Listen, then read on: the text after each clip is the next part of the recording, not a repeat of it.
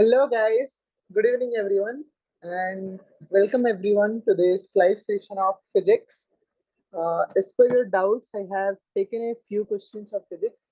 Today, we are going to discuss around 10 to 12 questions which you had doubt on. So, I have all the questions on my let's. I hope my screen is visible, and all the questions I have taken on the left side, and on the right side I will be explaining you things in a very easy way.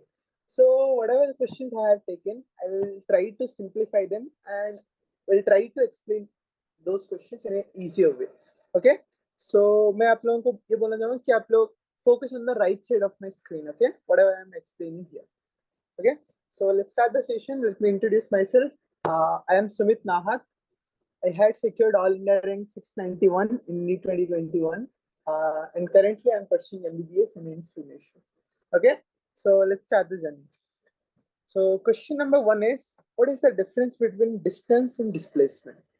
So distance और displacement का difference समझने के लिए मैं आप लोगों को एक small story बोलना चाहूँगा. Distance and displacement. Okay, so for example, you have your home here. It's your home. Okay, and your school is here. It's your school. Okay, so every day you go to your home, go from your home to your school. This is the usual path you take. I mean, this is the usual road which you take to go to school. Okay, so आप लोग अगर इस रास्ते पे जा रहे हो तो आप लोगों को कितना दूरी ट्रैवल करना पड़ रहा है. फॉर एग्जांपल, यहाँ से यहाँ जाने के लिए आप लोगों को 12 किलोमीटर पड़ रहा है. Okay, so this is the usual road which you take to go to school.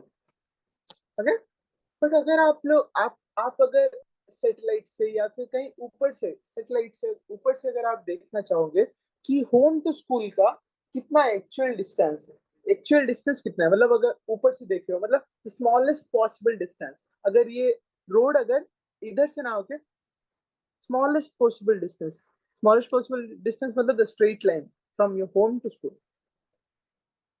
Okay, इस रास्ते पे जाते, मतलब यहाँ पे रोड नहीं होगा ऑब्वियसली, बट फिर भी अगर इस रास्ते पे इमेजिनरी अगर आप इस रास्ते पे जाते तो यहाँ पे आप लोगों को कवर कितना करना पड़ता, 5 किलोमीटर. ओके, सो जब आप यूजुअल रास्ते पे जा रहे हो दैट इज 12 किलोमीटर, बट आपने जब देखा कि the smallest possible distance from home to your school is 5 kilometre, so here our distance will be 12 kilometre. Distance का बेसिक डेफिनेशन क्या है? डिस्टेंस मतलब द यूजुअल डिस्टेंस मतलब यूजुअल दूरी जितना होता है आपके होम टू स्कूल या फिर between any two points A और बी, कुछ भी. Okay, and displacement is here the displacement is 5 kilometre. Displacement का मतलब क्या है? डिस्प्लेसमेंट को हम लोग ये भी बोल सकते हैं the smallest possible distance. Okay, the smallest possible distance between 2 points. जैसे कि यहाँ पे between 2 points A and B, the smallest possible distance was 5 kilometer. That's why the displacement is 5 kilometer here, and the distance is 12 kilometer. So I hope it's clear what is distance and what is displacement. So जब हम लोग displacement की बात करते हैं तो displacement में हम लोग को क्या देखना पड़ता है कि एक परफेक्ट डायरेक्शन देखना पड़ता है. डायरेक्शन मतलब देखो यहाँ पे जैसे होम टू स्कूल का एक स्ट्रेट लाइन देखना पड़ा. स्ट्रेट लाइन मतलब डायरेक्शन हम लोग कंसिडर कर रहे हैं, हम लोग डायरेक्शन. बट जब हम लोग डिस्टेंस की बात करते हैं वहां पे हम लोग डायरेक्शन कंसिडर नहीं करते. किसी भी रास्ते पे जाओ, अगर ये इस पाथ पे जा रहा हूँ, अगर और एक रोड पे, इस रोड पे अगर गया वो जहाँ पे उसको कवर करना होगा 50 किलोमीटर, किस रास्ते पे भी जाओ डिस्टेंस के लिए नो डायरेक्शन. और ये रोड छोड़ के और बाकी किसी भी रास्ते पे जाओ that will be considered as distance. Okay, distance मतलब no direction at all. Displacement मतलब with direction. Okay, this is the straight line, so this is the displacement मतलब जिसमें डायरेक्शन होता है, both magnitude and direction. Displacement distance मतलब मैं खुद से बोल रहा हूँ no direction at all. Okay, direction नहीं, किसी भी रास्ते पे जाओ, इस रास्ते को छोड़ के और बाकी किसी भी रास्ते को जाओ, उसको डिस्टेंस बोलेंगे, both magnitude and direction. So displacement is a it is a vector quantity. Vector quantity मतलब जिसका डायरेक्शन और मैग्नीट्यूड दोनों होता है, और डिस्टेंस का ओनली मैग्नीट्यूड होता है, सो it is a scalar quantity. Okay, यही डिफरेंस होता है बेसिकली डिस्टेंस और डिस्प्लेसमेंट. डिस्प्लेसमेंट मतलब the shortest path. Okay, is clear to you what is the difference between distance and displacement. So moving on to the next question, today's next question, what is velocity? Okay, so many people you currently you are in class 11, so you must be having some basic idea about velocity and distance, velocity and speed, because you had learned this in class 9.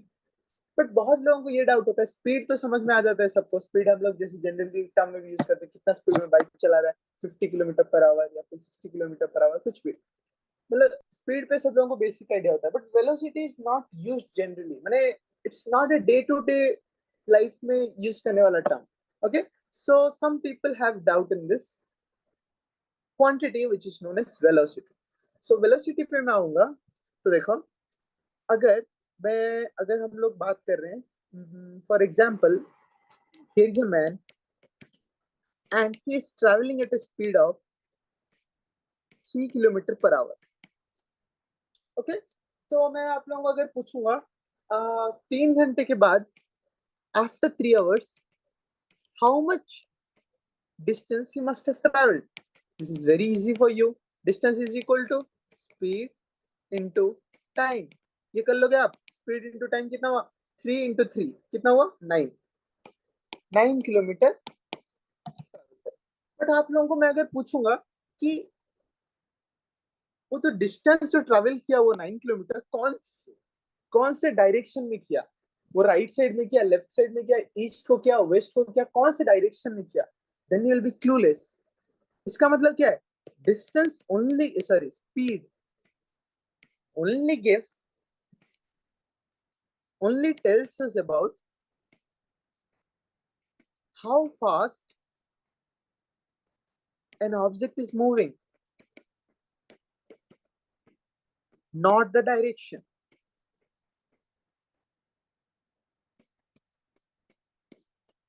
Okay, तो distance हम लोगों को सिर्फ यही बोल रहा है कि ये ऑब्जेक्ट कितना स्पीड से मूव कर रहा है, कितना फास्ट मूव कर रहा है. Okay, not the direction. But if I tell you here that there is a guy, he is traveling at a speed of at a velocity of 3 kilometer per hour towards right. इधर right side में move कर रहा है. तो अगर इस बाद में आप लोगों को पूछूंगा, after 3 hours how many displacement और how long it has travelled, तो आप लोग क्या बोल सकते हो? 9 kilometre to the right. 9 kilometre to the right it has move, बोल सकते हैं आप लोग. So it is as easy as that. मतलब स्पीड का मतलब it gives only the, it tells us about only the how fast it is moving. Velocity मतलब कितना स्पीड उसका बोलेगा, उसके साथ कितना, मतलब कौन से डायरेक्शन में जा रहे उसको भी मेंशन रहेगा यहाँ पे. ओके, और जैसे मैंने बोला था डिस्प्लेसमेंट डायरेक्शन पे डिपेंड करता है, उसी तरह वेलोसिटी भी डायरेक्शन पे डिपेंड करता है. That is why displacement is equal to velocity into time. Okay, so speed is speed direction नहीं देता, तो speed is a scalar quantity. Velocity speed magnitude भी देता है और direction भी देता है, so it is a vector quantity. Okay, so I hope it's clear. Velocity मतलब उसमें डायरेक्शन मिलेगा आप लोगों को, स्पीड मतलब उसमें डायरेक्शन नहीं मिलेगा. That is the basic definition guys. Yeah, nothing to worry, but this is a very simple thing to understand. So moving on to the next question of today's session, question number 3, what is instantaneous velocity? सो आप लोगों को भी लगेगा हाँ मैंने speed तो समझ लिया, वेलोसिटी समझ लिया, और आप लोगों को एवरेज स्पीड के ऊपर भी बेसिक आइडिया रहता है। एवरेज स्पीड मतलब the total distance covered by the body upon total time taken. Average speed पे भी लोगों को आइडिया रहता है। But what is instantaneous velocity? Instantaneous velocity में बहुत लोगों को डाउट रहता है। तो what is instantaneous velocity? So let's understand this with a very nice example. There was a guy, okay? So यहाँ पे there was a guy who was walking on a road, was walking on a road. Then suddenly what happened? A dog started chasing him. A dog, एक कुत्ता आया, a dog started chasing him. So what do you have to do? If a dog starts chasing you, the only thing you have to do is to run. Okay? So when he started running, when he was here at the point A, his speed or velocity in the direction we know. So I prefer to say velocity. His velocity was 5 meter per second. His velocity was 5 meter per second. But जब इतनी velocity जा रहा है, dog और पास आ गया, तो he had to move even faster. Even faster it had to move. So यहाँ पे B point पे जब आया, it had a velocity of 8 meter per second. Okay? Then जब वो घर, यहाँ पे इसका घर था, तो वो घर के पास आ गया, तो वो it slowed down again. It had a velocity of 3 meter per second. Slow होना पड़ेगा ना, घर आ गया 3 meter per second. Okay? So यहाँ पे for example यहाँ से यहाँ तक उसका दूरी था 200 metre for example, and it took him 10 seconds to cover. Okay? तो अगर यहाँ पे मैं आप लोगों को पूछूंगा what is the average speed of this guy? मैंने यहाँ से यहाँ तक वो मूव किया ना, तो 200 मीटर कवर किया. what is the average speed of this guy? average speed और average velocity, जो भी average velocity of this guy. तो आप लोग बोल सकते हो average velocity के लिए फॉर्मूला आप लोगों को पता है कि total displacement upon total time. So total displacement is 200 by 10. So it is 2 meter per second. Okay, it is 2 meter per second. पर मैं अभी ये क्या है, एवरेज वेलोसिटी और एवरेज स्पीड. ओके, तो व्हाट इज, अभी अगर मैं पूछूंगा व्हाट इज इंस्टेंटेनियस वेलोसिटी, तो अगर ये अभी आप लोगों को पूछने लगा व्हाट इज इंस्टेंटेनियस वेलोसिटी, का मतलब क्या होता है? एक पर्टिकुलर इंस्टेंट पे, मतलब अगर पूछा आप लोगों को कि पर्टिकुलर इंस्टेंट ए या फिर पर्टिकुलर इंस्टेंट बी पे उसका वेलोसिटी कितना था, मतलब इंस्टेंटेनियस वेलोसिटी क्या कहता है? The velocity of the object at a particular moment. एक पर्टिकुलर मोमेंट में उसका कितना वेलोसिटी होता है, उसको बोलते हैं हम लोग इंस्टेंटेनियस वेलोसिटी. फॉर एग्जांपल अगर हम लोगों को ये पूछे instantaneous velocity at point A, उसका कितना था?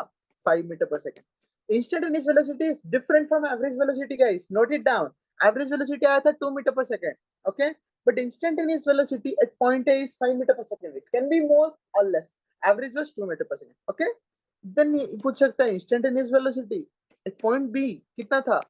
8 meter per second. Okay, so I hope it is clear what is instantaneous velocity and what is average speed or average velocity. तो इंस्टेंट एवरेज, जैसे एवरेज वेलोसिटी के लिए हम लोगों के पास फॉर्मूला है total displacement by total time. Average speed के लिए भी हम लोगों के पास फॉर्मूला है total distance covered by total time taken. So you guys must be thinking, what is the formula for instantaneous velocity? Okay, so एक small instant पे अगर हम लोगों को velocity चाहिए तो क्या करना पड़ेगा? velocity is always equal to, कोई भी velocity हो, a velocity is always equal to displacement upon time. So एक instant पे अगर आप लोगों को चाहिए तो क्या करना पड़ेगा? वही इंस्टेंटेनियस डिस्प्लेसमेंट. इंस्टेंटेनियस डिस्प्लेसमेंट मतलब वो जो पॉइंट ए पे जब था वो, तब वो कितना स्मॉल डिस्टेंस ट्रेवल किया, कितना स्मॉल डिस्टेंस ट्रेवल किया. फॉर एग्जांपल ये था डेल्टा एस, कुछ भी small distance delta S. upon a small time. Okay, that is instantaneous velocity. तो इसको कैलकुलेट करने के लिए मतलब समझ रहे हो ना आप लोग, इंस्टेंटेनियस वेलोसिटी जो वो स्मॉल इंस्टेंट पे जो वो स्मॉल डिस्टेंस ट्रेवल किया, ओके, उसको ही हम लोग कंसीडर करके इंस्टेंटेनियस वेलोसिटी निकालते हैं. Okay, it's very simple. So instantaneous velocity calculate करने के लिए we learned in your basic mathematics classes you must have learned about integration and differentiation. तो यहाँ पे we use differentiation. So instantaneous velocity is equal to, क्योंकि ये एक बहुत ही स्मॉल डिस्टेंस है, it is a very very very very small displacement, very very small displacement. So it nearly tends to be zero. Okay, तो zero by zero अगर करोगे तो जीरो ही आएगा, but it's not actually zero. It has to be something. It is moving now, so it has to be something. It's not zero, but it tends to be zero. So this is very small quantities. For very small quantities, हम लोगों क्या करना पड़ेगा? आप लोग ये graph वाला देखोगे. If it is the distance covering distance, so the slope, माने differentiation basically. So instantaneous velocity is equal to the differentiation of the displacement upon differentiation of ds upon dt. Okay, the slope of this graph theta, the slope of the displacement and time curve gives you velocity or instantaneous velocity. Okay, so instantaneous velocity मतलब एक small instant पे जितना velocity और average speed मतलब total distance cover करने के बाद जो उसका velocity था उसको बोलते हैं हम लोग average velocity. Okay, so I hope it's clear. Moving on to the next question, question number 4. और गाइस मैं ये बोलना चाहूंगा आप लोगों को कि learning concept is one thing in physics, learning concept is one thing and solving numericals is one thing.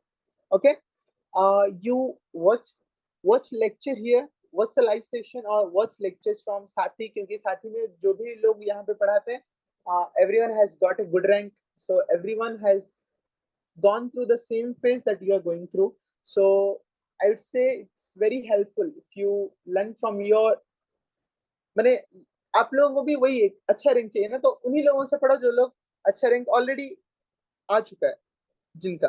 Okay, so यहाँ पे लेक्चर देखो, लेक्चर देखने के बाद हर दिन एक डेली टारगेट सेट करो आप लोग कि फिजिक्स, अगर फिजिक्स के लिए मैं बोलना चाहूंगा कि हर दिन एक आप लोगों का डेली टारगेट होना चाहिए कि 40 to 50 न्यूमेरिकल्स कैसे भी आप उसको सॉल्व करना है daily. Then only you can get a good score in physics. If you want to keep physics in your hand, that's the only thing, that's the only and best thing to do. I mean, every day set a target that I will solve 40 to 50 questions every day. No matter what, अगर एक दो दिन कुछ हो जाता है then that's fine, but ऐसा नहीं होना चाहिए कि पूरा दिन आप कुछ ना करके वेस्ट करो और एक 100 क्वेश्चन. नो, हर दिन एक कंसिस्टेंसी मेंटेन करो, हर दिन ट्राई करो 40 to 50 क्वेश्चन सॉल्व करो. Okay, so moving to the next question for today, question number 4. So what question number 4 says is, a car covers 1/3 of a distance x. Okay, so a car is covering some distance, so let this point be a, let this point be b, and this is the total distance. Okay, so what our question says, a car covers 1/3 of a distance x. This is the total distance is x, and the car covers 1/3 of the total distance, 1/3 x by 3 distance. कितने पे cover किया? With a speed of 10 km/h. Okay, and the second 1/3 of the distance, second 1/3, ये second 1/3 था, इसको कितने पे speed, ये है v1, इसको कितने स्पीड पे किया? 20 km/h. Okay, and the last 1/3 of the last 1/3 with a speed of 60 km/h. So determine the average speed of the car. हम लोगों को क्या दिया है? फर्स्ट थर्ड डिस्टेंस कवर किया 10 km/h पे, second third of the distance cover किया 20 kilometre per hour पे, लास्ट वन थर्ड कवर किया 60 किलोमीटर पर आवर पे। तो हम लोग को भी पूछ रहा है कि एवरेज स्पीड उसका कितना है। Okay, so guys, we know what is average speed. Recall, just now I told, average speed is total distance covered by the body by total distance covered by total time taken. Okay. तो आप लोगों को अभी लगेगा time long, तो हम लोगों को गिवन है total distance covered, you know it is x, total distance x, but आप लोगों को अभी लगेगा कि टोटल टाइम तो दिया ही नहीं है, तो कैसे कैलकुलेट करेंगे? So let's see guys how will we do for first one third x by 3 distance. Okay, तो यहाँ पे कितने टाइम पे वो स्पीड, कितने टाइम पे वो कवर किया फर्स्ट वन थर्ड, तो time is equal to distance by speed. तो फर्स्ट वन थर्ड कवर करने के लिए उसको कितना टाइम लगा? फर्स्ट वन थर्ड मतलब distance is x by 3 upon speed was 10। So first one third cover करने के लिए उसको कितना टाइम लगा? एक्स अपॉन 30 सेकेंड्स, सेकेंड नहीं hour, sorry, x by 30 hours. Okay, then for second one third distance कितना time लगा उसको? t2 is equal to distance फिर से सेम x by 3, बट यहाँ पे उसका वेलोसिटी चेंज होके कितना हो गया था? उसका वेलोसिटी चेंज होके 20, तो कितना टाइम लगा उसको? x upon 60 hours. Okay, then for next or last one third distance t3 is equal to distance is x by 3 upon कितने स्पीड से कवर किया? 60 स्पीड से, 60, तो कितना आवर लगा हुआ उसको? x upon 180 hours. ओके, सो अभी आपके पास टोटल डिस्टेंस कवर्ड आ गया, तो टोटल टाइम के लिए हम लोग इसको ऐड कर सकते हैं, t1 plus t2 plus 3t, तो टोटल टाइम आ जाएगा। टोटल टाइम आने के बाद एवरेज स्पीड आ गया, तो the formula get the answer. Okay, so total time taken निकाल दो यहाँ पे, total time taken is t1 plus t2 plus t3. Okay, t1 was x upon 30, t2 was x upon 60, t3 was x upon 180. Okay, so let's take the LCM. 180 upon 30 is 6, so 6x plus 3x plus x, it is equal to 7x upon 180 hours. Okay, सो अभी आप लोग average speed निकाल सकते हो, निकाल सकते हो अभी एवरेज स्पीड, क्योंकि टोटल टाइम टेकन आ गया कितना? 7x upon 180 hours. Average speed के लिए क्या करना है आपको? Total distance upon total time. Total distance कितना था? x बाई टोटल टाइम कितना था? 7x upon 180। तो इसको सॉल्व करो, 180 ऊपर चला जाएगा, x कैंसिल, 180 अपॉन 7, 180 अपॉन 7 करोगे कितना आएगा? 214 40।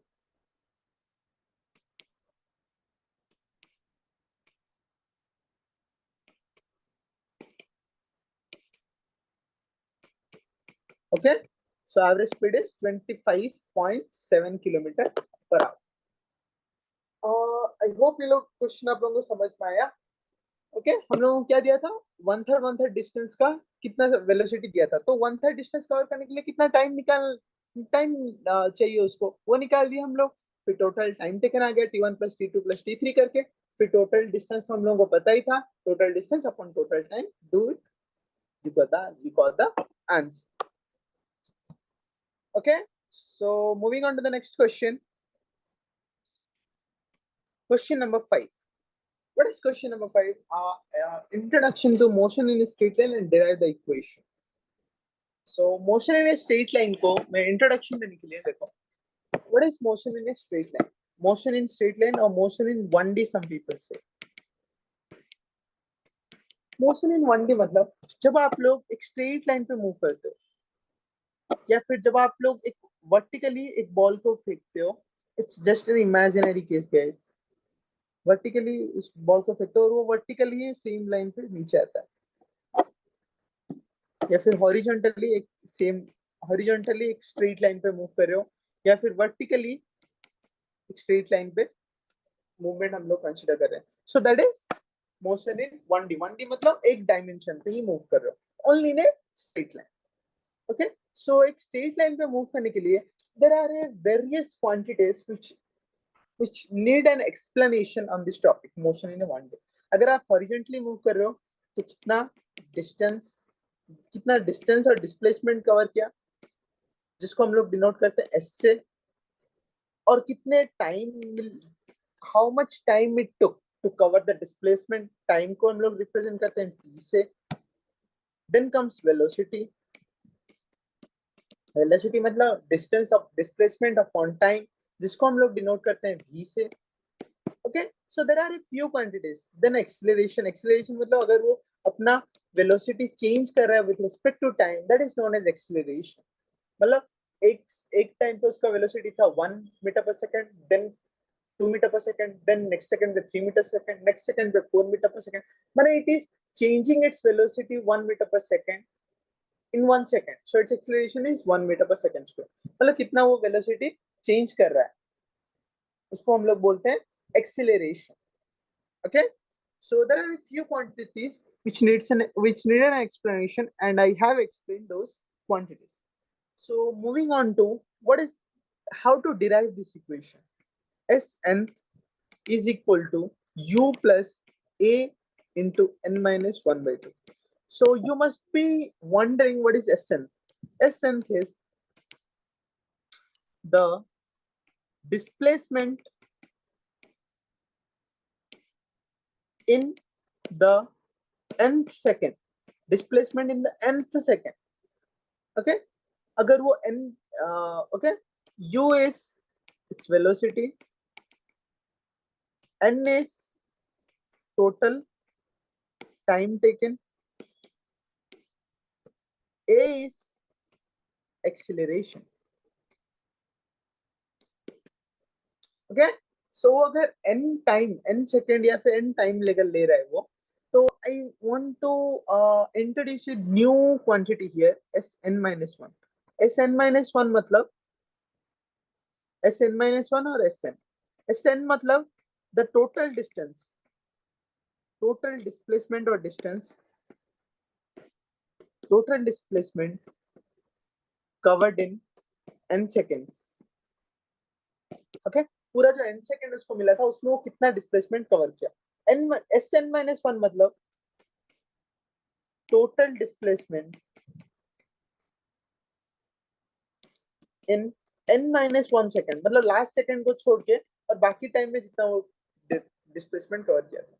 तो अगर मैं Sn-1 करूं, ओके, Sn मतलब क्या था, कितना डिस्टेंस कवर किया था n सेकेंड, और n-1 मतलब जस्ट लास्ट सेकेंड से पहले वो कितना डिस्टेंस कवर किया था. ओके, अगर मैं उसको इससे माइनस करूं तो क्या आ जाएगा, वो लास्ट सेकेंड में कितना डिस्टेंस ट्रेवल किया था वो आ जाएगा ना. सो Sn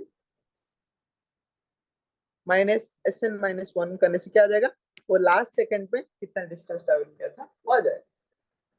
so let's do it guys. Sn calculate करते हैं फर्स्ट. Sn मतलब n टोटल n सेकेंड में कितना डिस्टेंस ट्रेवल किया था, कितना क्या होगा. इसके लिए फॉर्मूला क्या है हम लोगों के पास, ut plus half a t square. ut s equal to आप लोगों को पता है ना, ut plus half a t square. So u यहाँ पे u ही है, initial velocity is u, time is n plus half a, t is n again, n square. Okay, then Sn-1 last second को छोड़ के और बाकी टोटल से टाइम में कितना डिस्टेंस ट्रैवल किया होगा, u into n-1 plus half a into n-1 का स्क्वायर. ओके, सो अभी मुझे क्या कैलकुलेट करना है,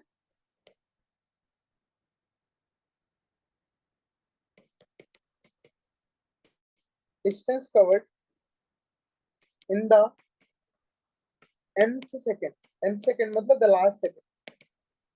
तो इसके लिए Sn minus Sn minus 1. तो Sn का वैल्यू डालो यहाँ पे. Sn का वैल्यू कितना आया था?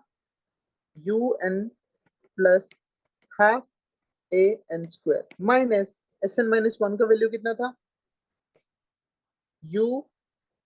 Un minus 1 plus half n minus 1 का होल स्क्वायर को हम लोग मैं एक्सपेंड कर रहा हूँ. n square minus 2n plus 1. Okay, so इसको एक्सपेंड करते हैं अभी. un plus half an square minus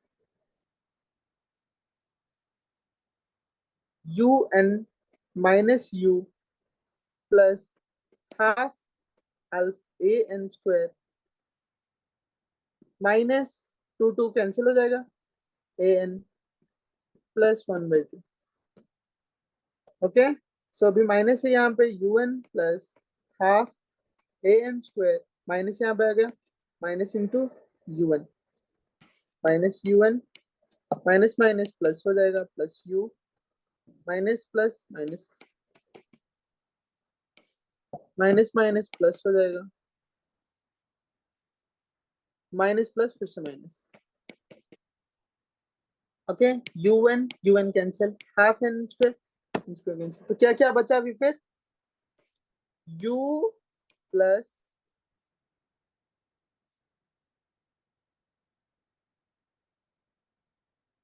यहाँ पे हम लोग a को मल्टीप्लाई किए थे a by 2. Sorry, u plus an minus a by 2. Okay, so यहाँ पे अगर मैं u प्लस a को कॉमन ले लूं, क्या आ जाएगा? n minus 1/2. s nth इज equal to u plus n minus 1/2. ये हम लोगों को डिराइव करना था. Look at the left side. s nth equal to u plus a into n minus 1/2. u plus a into n minus 1/2. सो मैंने derive करके आप लोगों को दिखा दिया.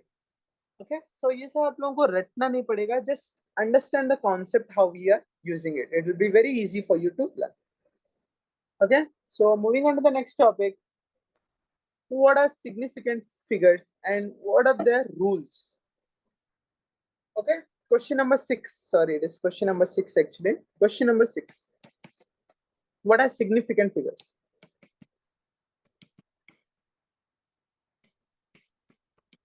The rules. So significant figures में जो rules होते हैं, rules थोड़ा याद करना लोगों को टफ लगता है.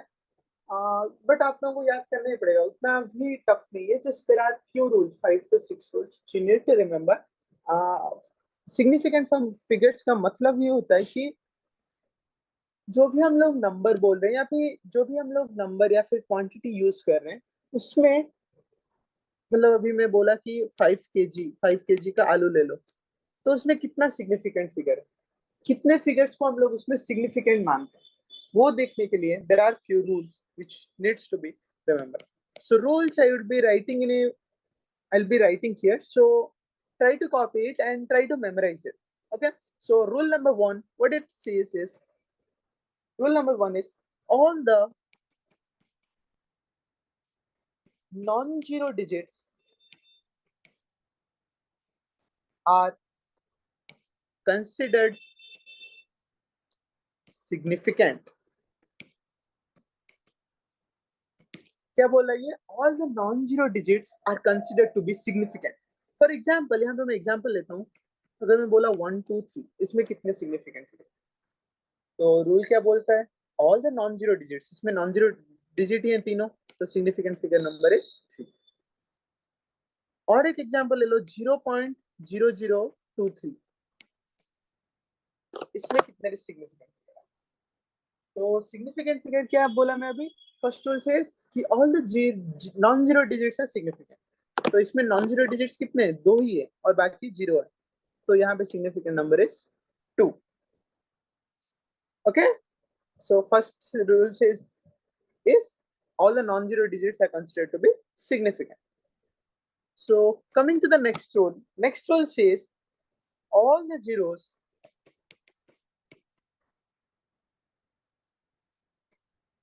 placed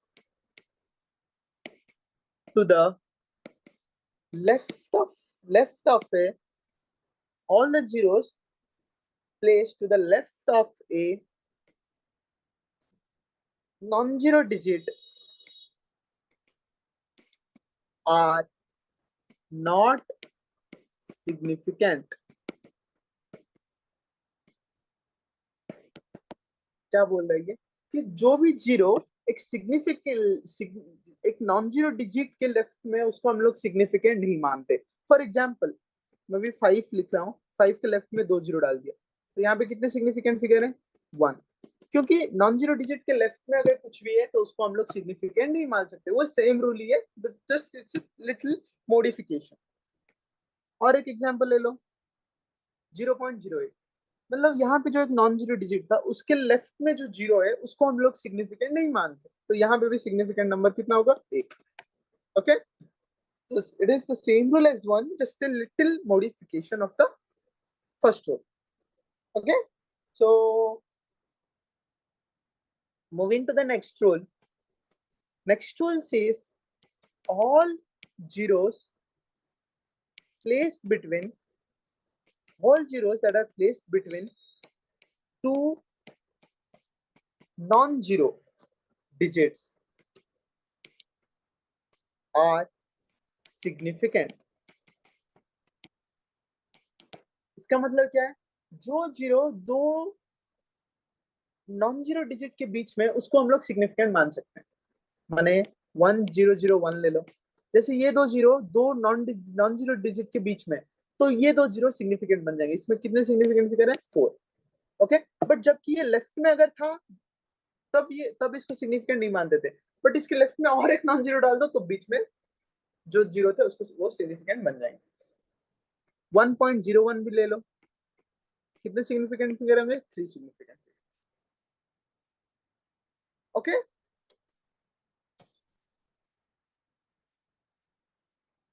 so moving to the next rule.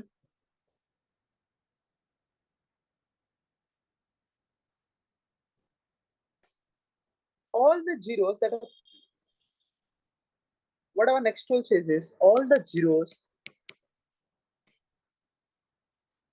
placed to the right of any non-zero digit, all the zeros placed to the right of any non-zero digit are significant. माने अगर मैं बोलूंगा 100 या फिर 1000, इसमें कितने सिग्निफिकेंट फिगर आएगा? 4, क्योंकि जो जीरोस थे वो right to the non zero digit था. यहाँ पे सिग्निफिकेंट नंबर आएगा 3. मतलब समझ रहे हो ना आप? एक अगर नॉन जीरो डिजिट के बाद अगर जितने भी जीरो है उसको हम लोग सिग्निफिकेंट मानते हैं. Okay, then the next rule is only 2 more rules are left guys. मैं सारे 6 रूल बोलने के बाद मैं फिर से थोड़ा रिवाइज कर लूंगा आपको पूरे 6 रूल्स, ताकि आप लोग को याद रह जाए. Okay, next rule says if a decimal point is mentioned,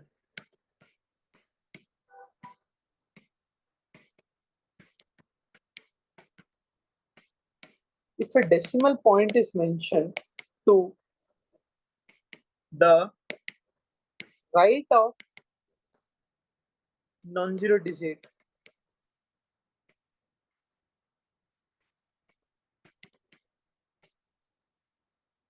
non-zero digit, the zeros are taken as significant figures. The zeros are taken as significant figures. इसका मतलब क्या है? फॉर एग्जाम्पल एक हम लोग ये एक एक्सपोनेंशियल फॉर्म ले लेते हैं 2.50 into 10 to the power 3. सो जो ये 10 to the power 3 है उसको हम लोग कंसिडर ही नहीं करना है.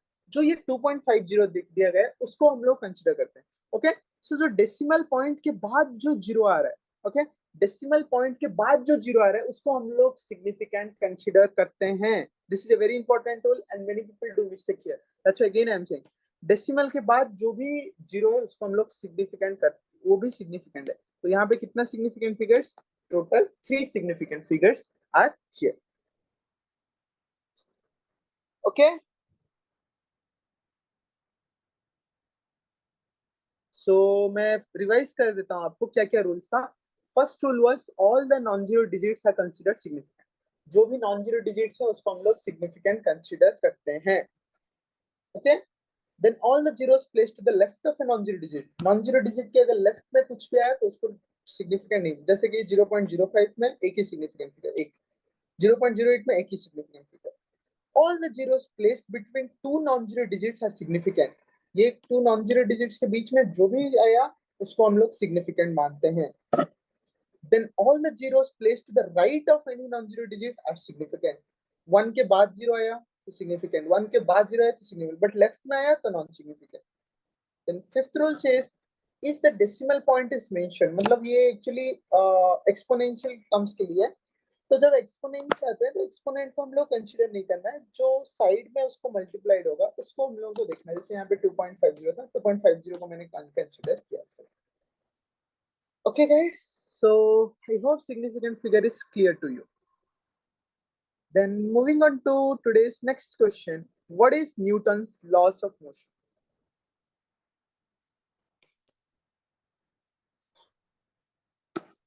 What are Newton's laws of motion?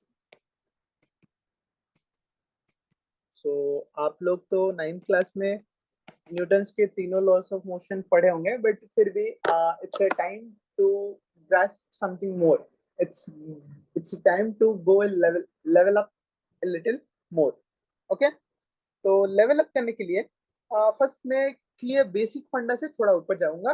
That's it. Okay, so what are Newton's laws of motion? So Newton gave three laws of motion. Newton's first law of motion, then comes Newton's second law of motion, then comes Newton's third law of motion. So Newton's first law of motion is also known as Newton's first law of motion.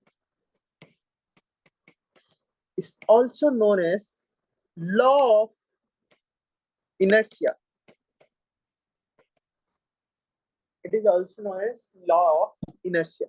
So first law of motion क्या कहता है? First law of motion ये कहता है कि अगर एक object, if an object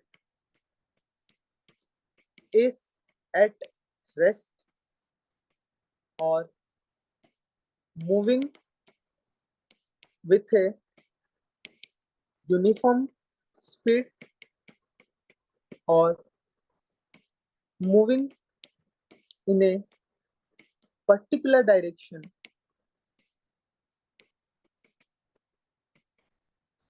mind my word guys, if an object is at rest or moving with a uniform speed or moving in a particular direction, it will continue to do so until and unless an external force is applied on it. Okay, so Newton's laws of motion says, first law says, if an object is rest or moving with a uniform speed or moving in a particular direction, it will continue to do so until and unless an external force is applied on it. Okay, so इसको actually तीन भाग में, three type में divide भी किया हुआ है first law of motion को. I will try to explain it to you with perfect example. So first law is inertia of rest. जो रेस्ट के लिए उसको बोलते हैं हम लोग इनर्शिया ऑफ रेस्ट. इसका बेस्ट एग्जांपल आप लोग डे टू डे लाइफ में देख सकते हो. If you are sitting in a car, okay, imagine if you are sitting on a car or if you are sitting on a going in a bus, okay, and initially the bus was at rest, तो आपका पूरा body rest पे है. Okay, then suddenly the bus driver starts the bus and the bus starts moving. Okay, so जब बस start move करना start किया तो हो क्या रहा है वहां पे, आपका जो lower part of the body है वो बस को टच किया हुआ है, बस से जुड़ा हुआ है. तो जैसे कि जब से बस मूव करना स्टार्ट किया आपका लोअर पार्ट ही मूव करना स्टार्ट किया, but your upper part of body is at rest. वो रेस्ट पे ही रहना पसंद करेगा जब तक उसको एक एक्सटर्नल फोर्स नहीं मिला. ओके, तो क्या होता है जब आपका बस मूव होना स्टार्ट होता है तो आपका लोअर बॉडी जब मूव होता है एक आप लोगों को सडन बैकवर्ड जर्क लगता है. आप लोगों ने, सब लोगों ने फील किया होगा. तो ये क्यों लगता है? क्योंकि जब तक आपका अपर बॉडी रेस्ट में था वो रेस्ट में ही रहना चाहेगा। कब तक? जब तक वो कोई एक्सटर्नल फोर्स नहीं। So this is a best example of law of inertia of rest. Then inertia of uniform motion के लिए मैं एग्जांपल दूंगा। जब आप लोग बस, वही सेम बस का ले लो, when the bus is moving, think the bus is moving at a uniform speed. Okay, so your whole body is moving at the uniform speed with the bus. So it will try to maintain the same until and unless an external force is applied. So what happens is the bus driver suddenly applies the brake. It suddenly he applies the brake. तो होगा क्या? जब वो suddenly break apply करता है तो आपका lower part of body रुक जाएगा, क्योंकि बस के साथ है, रुक जाएगा बस के साथ। बट अपर पार्ट मूव कर रहा है, उसको तो नहीं पता, वो मूव करना ही चाहेगा। तो जब बस पे सडन ब्रेक लगता है तो क्या लगता है आपको? एक सडन फॉरवर्ड जंप। पता चला क्यों फॉरवर्ड जंप लगता है? क्योंकि मूव कर रहा था तो मूव करना ही चाहेगा, तो मूव करके आगे चला जाता है। ओके, तो उसको फॉरवर्ड जंप लगता है। हाँ, then comes moving in a particular direction. Direction के लिए भी आप लोगों ने फील किया होगा, जैसे अगर आप गाड़ी स्ट्रेट जा रहा है तो स्ट्रेट डायरेक्शन पे मेंटेन कर रहा है आपका बॉडी, और जब एक सडन टर्न आया तो टर्न पे अगर वो राइट टर्न सडनली बस ले रहा है तो आपका अपर पार्ट ऑफ बॉडी चाहेगा कि वो स्ट्रेट लाइन पे ही जाए। ओके, तो जब डायरेक्शन चेंज होता है तो अपोजिट डायरेक्शन पे एक आप लोगों को सडन जर्क मिलता है, अपोजिट डायरेक्शन में ही मिलेगा। Okay, so this is the first law. This is divided into three parts: inertia of rest, inertia of motion, and inertia of direction. I have explained you in the three different examples so that you understand it better. Okay, so moving to the second law. Next law is second law of motion. What second law of motion says is, second law of motion gives us the formula for force. It says the rate of change of momentum. Force is equal to rate of change of momentum. So momentum के लिए formula हम लोगों को पता था mv, rate of change, momentum change हुआ mv by mv, rate of change के लिए divided by time, it gives us the formula for force. Okay, second law of motion says force is equal to rate of change of momentum. Force is equal to rate of change of momentum. That's it. So इसको हम लोग अब अगर solve करेंगे, rate of change of momentum को, m common आ जाएगा, v minus u by T. v minus u by T आप लोगों को कुछ याद आ रहा है? It is acceleration, so force is equal to mass into acceleration. तो आप लोगों ने पढ़ा था, that comes from Newton's second law of motion. Okay, so what is Newton's third law of motion? Newton's third law of motion says if you give a force to an object, अगर ये wall है, wall को अगर force दे रहे हो तो the wall also gives an opposite and the same force. Okay, third law क्या बोलता है? Every object dissipates an equal and opposite amount of force. Okay, अगर ये एक वॉल है, वॉल को अगर हम लोग एक फोर्स दे रहे हैं F, तो वो भी हम अगर हाथ में मुक्का मार रहे हो तो हाथ को भी वॉल से एक फोर्स मिलेगा जिसको बोलते हैं F. Okay, that is Newton's third law of motion. So with this, I would finish Newton's laws of motion. I would move to the next topic of today. It is dispersion of a prism. Question number 8. Dispersion of a prism.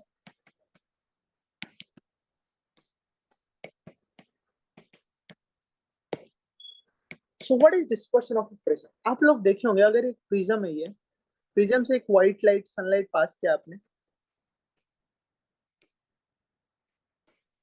Sunlight पास किया आपने, तो आप लोग देखे होंगे कि ये sunlight क्या होता है? टिंग टिंग टिंग टिंग टिंग टिंग टिंग, 7 लाइट में डिवाइड हो जाता है। क्यों होता है? आई विल एक्सप्लेन। और 7 लाइट का कलर्स क्या होता है? फर्स्ट आप लोग बोलो मुझे, then I will explain why it happens. 7 light पे डिवाइड हो जाता है सनलाइट। 7 लाइट क्या क्या होता है? बचपन से आप लोग पढ़ते आ रहे हो विग्योर,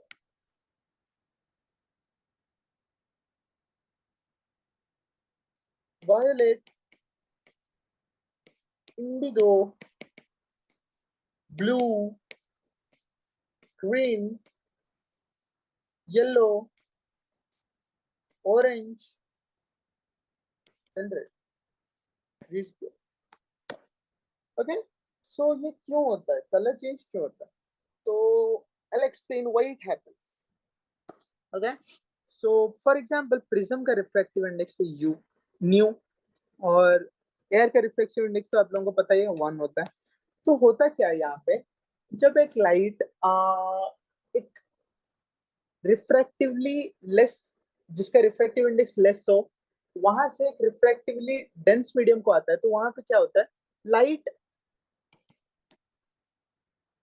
moves towards the normal, moves towards normal. और जब लाइट एक रिफ्रैक्टिवली डेंस मीडियम से रिफ्रैक्टिवली लाइटर मीडियम को जाता है, तो वहां पे क्या होता है, it moves away from the normal. यहाँ पे क्या हुआ, अवे फ्रॉम नॉर्मल, यहाँ पे towards the normal. Okay, so यहाँ पे ये 7 कलर पे डिवाइड क्यों होता है, क्योंकि sunlight is made up of different wavelengths. जैसे कि पता होगा आप लोगों को, रेड का वेवलेंथ सबसे बड़ा होता है, ब्लू का वेवलेंथ सबसे कम होता है। ओके, सो वेवलेंथ जो डिफर करता है, तो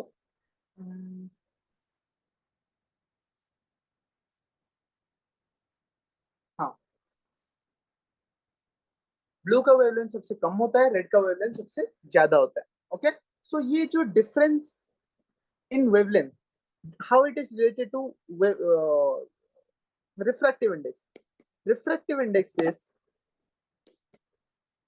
inversely proportional to wavelength का square. ओके, सो हमें यहाँ पे पता है कि वेवलेंथ ऑफ, किसका वेवलेंथ सबसे ज्यादा है, वेवलेंथ यहाँ पे सबसे ज्यादा किसका है, रेड का, ब्लू, ब्लू का सबसे लेस। ओके, तो जिसका वेवलेंथ सबसे कम हुआ उसका रिफ्रैक्टिव इंडेक्स सबसे ज्यादा होगा, और जिसका वेवलेंथ सबसे बड़ा हुआ उसका रिफ्रैक्टिव इंडेक्स सबसे छोटा होगा, क्योंकि इनवर्सली प्रोपोर्शनल। ओके, सो ये रिफ्रैक्टिव इंडेक्स कॉन्सेप्ट को यहाँ पे अभी ले आओ प्रिज्म पे। देखो, अभी रिफ्रैक्टिव इंडेक्स किसका सबसे ज्यादा है, ब्लू का। तो आप लोगों को क्या पता है कि अगर देखो रिफ्रैक्टिव इंडेक्स ज्यादा जिसका होगा, मतलब अभी ये एयर से आ रहा है 1, और रिफ्रैक्टिव इंडेक्स ये ब्लू का रिफ्रैक्टिव इंडेक्स सबसे ज्यादा है।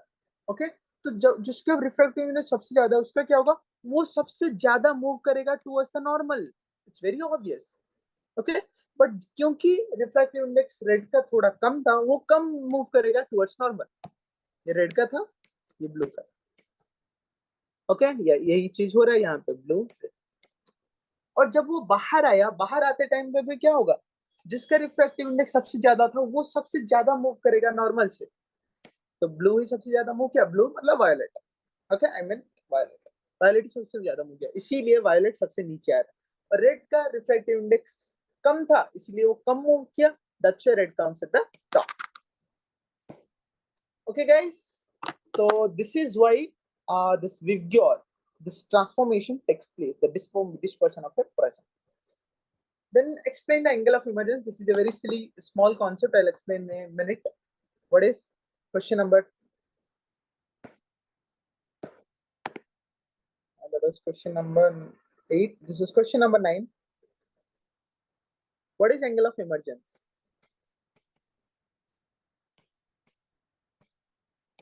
एंगल ऑफ इमर्जेंस क्या होता है, एक जो प्रिज्म है, ओके ये नॉर्मल है, सो प्रिज्म को एक लाइट आया, ये मूव किया, ये था एंगल ऑफ आई, ये था रिफ्रैक्टिव एंगल। तो यहां से जो वो एंगल पे जा रहा है, मतलब जिस एंगल से वो प्रिज्म को लीव कर रहा है, उसको हम लोग बोलते हैं angle of emergence. Okay, the angle eight which the light leaves the prism, that is E. Okay, so angle of emergence सबसे ज्यादा किसका होगा? फिर से सबसे ज्यादा किसका होगा? वायलेट का। वायलेट का एंगल ऑफ इमर्जेंस सबसे ज्यादा होगा क्योंकि सबसे ज्यादा मूव कर रहा है, और रेड का एंगल ऑफ इमर्जेंस सबसे कम है।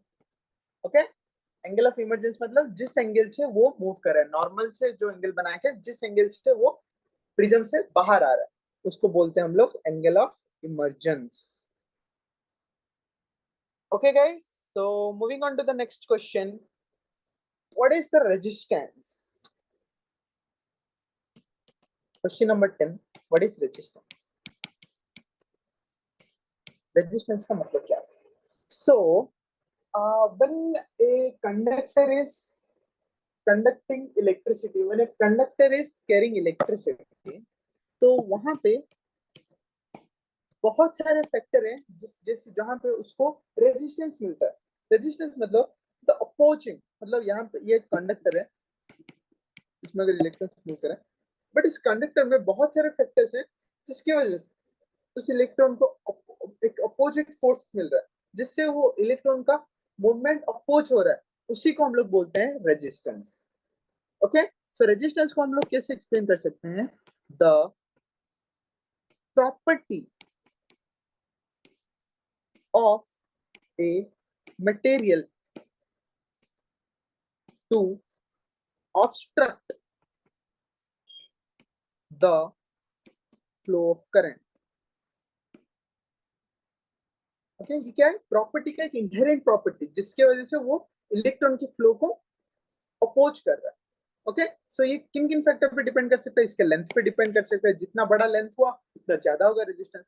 एरिया ऑफ क्रॉस सेक्शन पे डिपेंड करता है, अगर उसका एरिया ऑफ क्रॉस सेक्शन बहुत ही बड़ा हुआ तो कम उसको रेजिस्टेंस मिलेगा। क्यों? क्योंकि ज्यादा एरिया मिल रहा है मूव करने के लिए, तो जल्दी फास्ट मूव करेंगे ना, समझ रहे हो ना आप?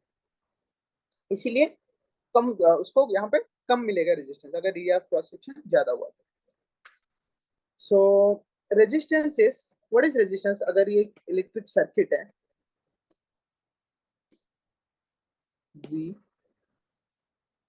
ये कंडक्टर है, okay, so positive negative, so current अगर यहाँ से आई मूव कर रहा है करंट, तो रेजिस्टेंस का फॉर्मूला क्या है? V upon I. ओके, कितना वोल्टेज है और कितना करंट मूव कर रहा है, voltage upon I, this is resistance, this is the definition of resistance, voltage upon current. और रेजिस्टेंस का एसआई यूनिट क्या होगा? It is ohm. Okay, resistance का SI unit is ohm, OHM ohm. Okay, so and resistance depends on few factors, क्या क्या? Length, area of cross section.